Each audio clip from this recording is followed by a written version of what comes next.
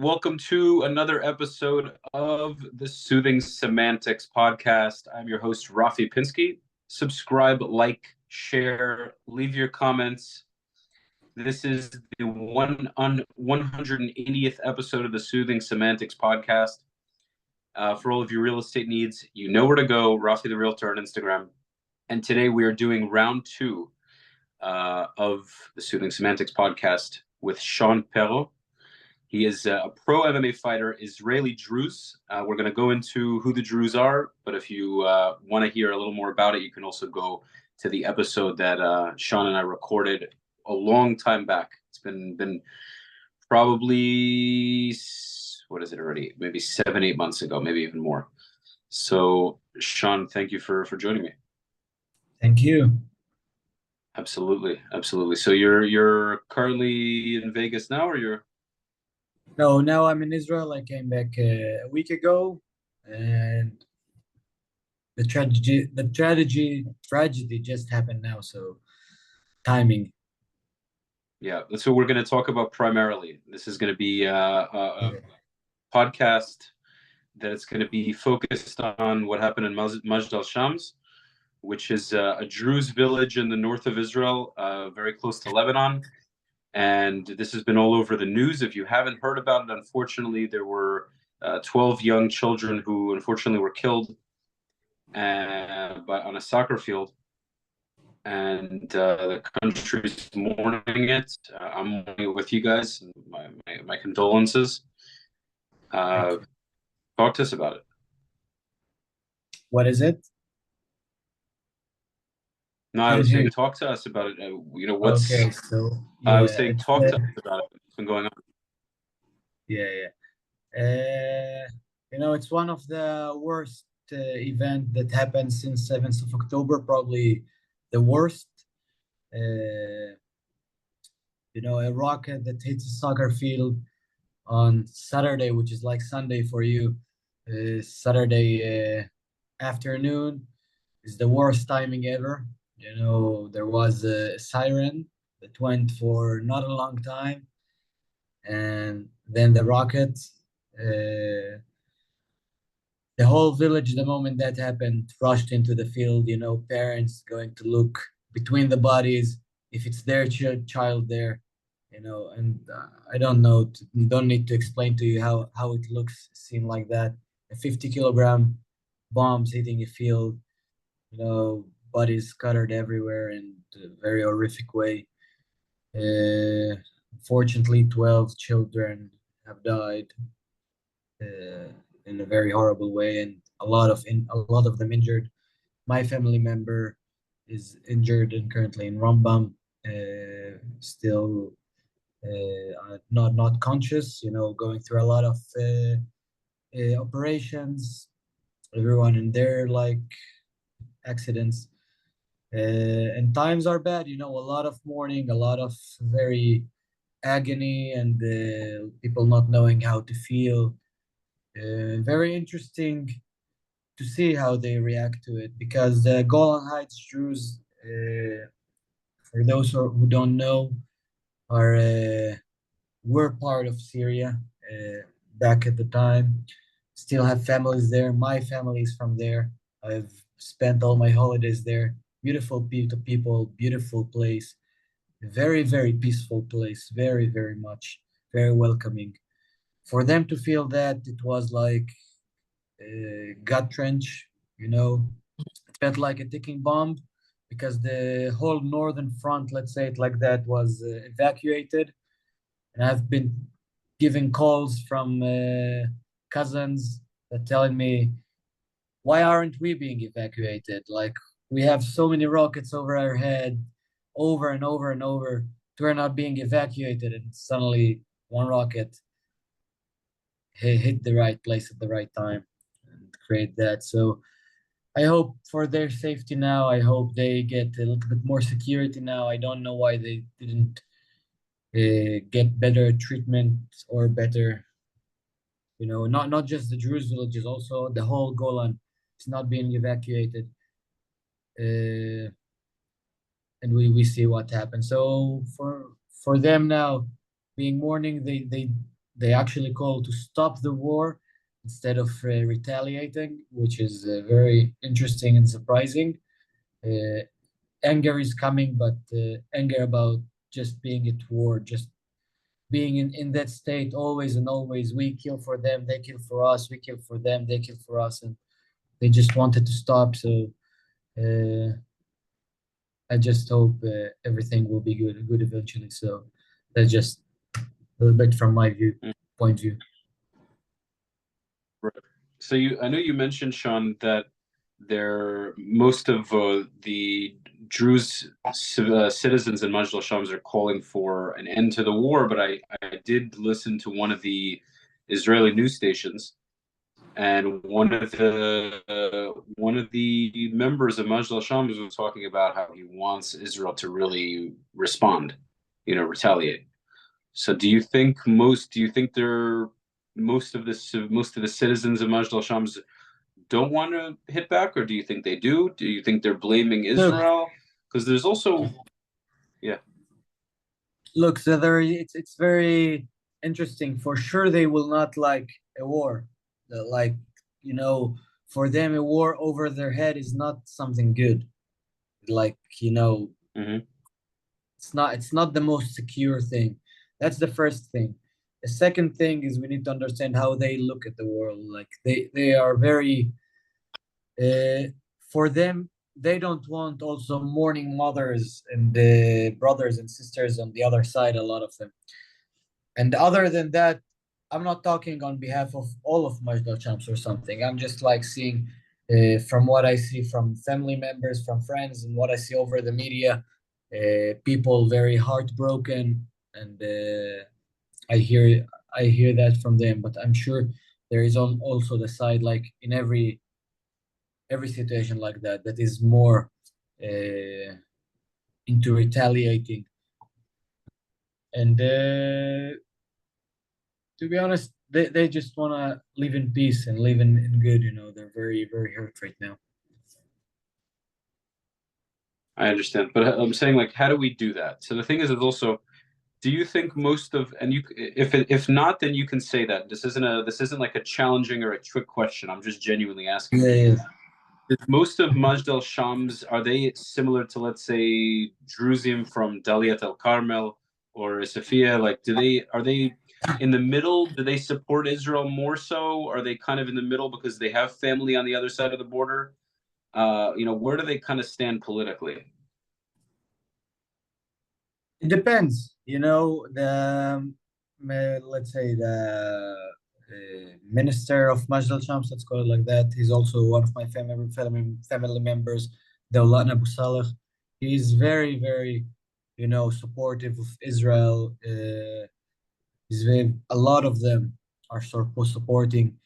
They cannot show the support fully at the end of the day, also because having family on the other side, and also because the situation of if the Golan Heights will be given away again or something like that. For us, we put it out of the equation. For them, you never know when the possibility might happen. It's also they want to believe it will not happen. They are very, very rooted in Israel now. The education, a lot of them also go outside of the borders of Israel to learn and the academies and stuff like that. But for their safety, for their knowledge, for everything, they cannot show full support of Israel, full blown support. That makes sense. Because if the other side, by whatever reason, takes the Golan Heights, they're They're in done for. danger. They're in very big danger. And they are on the border right there. We used to, when Syria had its war and still have its war, we used to go up there and on top of buildings and watch it Syria on bombings and stuff like that. It's so close into each other. Like, Oh, you would see that? You could just see all the stuff going yeah, on in yeah. Syria? Wow. You could see that, and it's crazy. What happened there also. So they are in a very different place. Let's say the Druze of Israel are all citizens and all serving in the army. The Druze of Majdal Shams can be citizens, but they are not considered citizens. They are considered, most of them, as In Hebrew, you say toshavim. I don't know how you say it in English. Uh, So Shavim would kind of be a way of saying settlers, you know, in a sense. no, not exactly settlers. Settlers. Mitnachlim are settlers. Your Toshavim, like Mityashvim, are kind of, I guess it's a No, little less of a little closer to the term civilians. I don't know. I'm not sure how yeah, exactly translate. it's kind of civilians, you know, but Mityashvim, kilo. yeah, yes, but okay, so they just don't have the Israeli ID, Right, okay? That's right, right. but they can get it. So they don't serve in the army, most of them. They don't, but you know, their integration into Israel is slowly coming together. And on the other side, you have the Israeli Jews who've been since the 50s, you know, serving in the army and standing there. So you kind of have two different cultures of Jews within Israel. In the Golan, and then you have the Galil, the little bit souther on the northern mountains. I Yeah, just, that's you it. know, I learned all of this. You're telling me I learned all of this in the last few days. Yeah, really? From Yeah. where? I just started watching videos and reading articles, and I started piecing it all together because I didn't really know Yeah. about the Druze of Majdal Shams really. Like I just didn't know much I would about them, so tell I you, didn't I understand would tell, how it. yes, I would tell you one thing about them that you need to know. They are the Uh-huh. most beautiful people you will ever see. Beautiful on in their face and like really beautiful and on Hmm. the inside. So that is something that everybody that gets there can see that. They're different culture, but they're the most amazing people our country can make. That's So good. don't That's think awesome. anything bad about them. Got it. I didn't. I didn't honestly. I yeah. What was I gonna say? Oh my God, there was something I wanted to bring up to you. Oh, I'm noticing that there's a lot of pro-Palestinian media sources. You ever saw on Instagram something called Eye on Palestine? Yeah, I think I saw. So you have that, and then you have this guy from America. He goes by B Fendi on TikTok and Instagram. He's got like long black hair. He has like a long nose. You ever see that guy? He interviews Uh, Israelis all. I'll show him to you. You might recognize his face. So he's interviewed a couple of not interview, but he kind of trolls different Israelis like Druze, Jewish, whatever. Essentially, as you know, like a lot of people that are pro-Palestinian, they kind of hate on Druze because they see them as traitors. So, how do you combat that? Because this is a little bit of a touchy subject, but I think it's important if you're okay with discussing it. Uh, I mean, how do most Druze feel, especially after something like this? Do you think it solidifies their connection with Israel? Do you feel like they're being pulled into a war that's not really theirs? You know, even though there were people killed from, you know, your families, obviously, this is really a war on the Jews, in my opinion. And unfortunately, other citizens of Israel are because they live here and they're fighting in the army, they're kind of being pulled into it. Do you feel like it pushes, it makes the Jews feel more connected, less connected? Do you feel like we're part of the country? It's not about religion. Like, what do you think is the case? Again, you have like let's call them Druze, Israeli Jews, like the Jews that serve in the army, the Jews that are very patriotic to the core of their heart. It's a war for them too. I would never like if a pro-Palestinian hate on a Jew and hates on a Druze. Believe me, we don't really care. Like it's our state, it's Mm-hmm. our home, it's our all of us fight. We are not fighting because somebody makes us fight. We are fighting for what's right. This is our home. Uh, and about the war, there is no question that the Druze are full on support of Israel. Uh, and what do you mean, like pro-Palestinians hate on us, and how we take that, or Yeah, like because I'm sure it happens to you, of course. I see you've posted yeah, that. I have a lot of people pro-Palestinians that hate on me. They don't hate. They also hate the Druze because of being Druze or something. But They hate us because we are with the Jews or we are with the state of Israel. When they see this Israel, it's for them the worst thing in the world, the Zionist state that kills children and babies, you know. So yes, we get a lot of hate, but I take it as any Israeli takes hate, not because I'm a Druze or he's a Jew. I think it Mhm. became hate on Israel, not on Jews. If you talk to pro-Palestinians, they don't hate on Jews a lot. They hate on Zionism. They hate on something. Hate on the idea of Israel. They a lot. It might sound more anti-Semitic in discuss for sure, but for us, we feel the same. I take the same hate as other people, and they are led by their beliefs and the ideologies and how they see the world. I don't take that too hard, too much too hard. I got it. Good. I do. I think though it does. It is a Jewish thing. I don't think it's such a Zionist thing. I think that we don't have to. This is another rabbit hole. Like we'd be going. It's still all. It's related to the topic, but I think this really stems from the Muslim world not really wanting there to be a Jewish leadership in this land, and I think this is where the war really comes from. They don't necessarily mind if the Jews live in the country, but they do mind if the Jews rule the country. Like if it was Palestine and the Muslims controlled the land, maybe Jews could live there, but not if the Jews are making the calling the shots. I think that's really the why we're in this situation. To be perfectly honest with you, that's my feeling. It can And it I can think it's I I think that's a good point, but I wasn't talking really about the word, the war and the leaderships and everything. I said the idea of being pro-Palestine today, which is so mainstream, you know. yeah, yeah, Not talking about that. If you want to talk about it deeply, and go inside of the things and the conflict, yeah, we'll find different initiatives. We'll find different whys for why they hate of right, something. But most of right. the people not being pro-Palestine are not part of those people. They might be just some guy from San Francisco or girl. So it's different. That's true. That's true. But yeah, a lot of them really know what's going on. Okay, yeah. So, and I know we were a little short on time here, so I appreciate what you've mentioned. Again, I'm sending my love to you, my prayers to you and your family and the whole Druze community.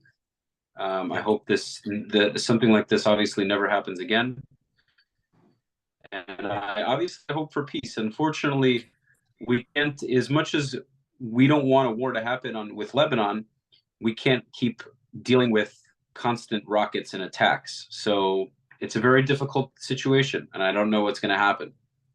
So, Yeah. I guess all we could do is be hopeful. Yes. Be hopeful. Be smart. Be there for each other, and help the people that need help. That's within Israel. That's what I call for. Absolutely, absolutely. I was also listening and seeing that there wasn't enough, Zaka ambulances, Hatzalah, and Yeah. just Yeah. that there wasn't enough help. There wasn't enough immediate help in that area. So that's definitely something that God willing, Yeah. Israel's going to take care of. So this way, if there's ever a need, forget about a tragedy like this, God Yeah. forbid. But if there's any reason that they need help, that hopefully it's there, right away. Exactly. That's what I'll Exactly. say for Thank you, sure. brother. Okay, Sean, absolutely. Thank you for joining me. Thank you for joining me on such short notice too. I appreciate it. And Thank you. you have any upcoming fights? Maybe in September in Canada, we're trying to look for, but still nothing signed. Just waiting now. It's been a rough year for now. A lot of people turned me down, so I hope somebody will take the fight. Yeah, Yeah, thank you. gotcha. That's in a way that's a good problem to have, man. That's good. In a way, not for the bank, Okay. but yeah. Yeah, Thank you, brother. for sure, man. Yeah, good luck with everything. I don't know if they're turning you down because they're scared of you or because they, the whole Israel thing. But either way, brother, I hope you get good fights. I hope you get some good fights and you win them all. So we'll speak, guys. Of course, you can follow Sean Pero on Instagram, and I'll drop his handle. Thank you, as always, for watching the Soothing Semantics podcast. Make sure to subscribe, like, and share. Until next time. Let me see if I can just...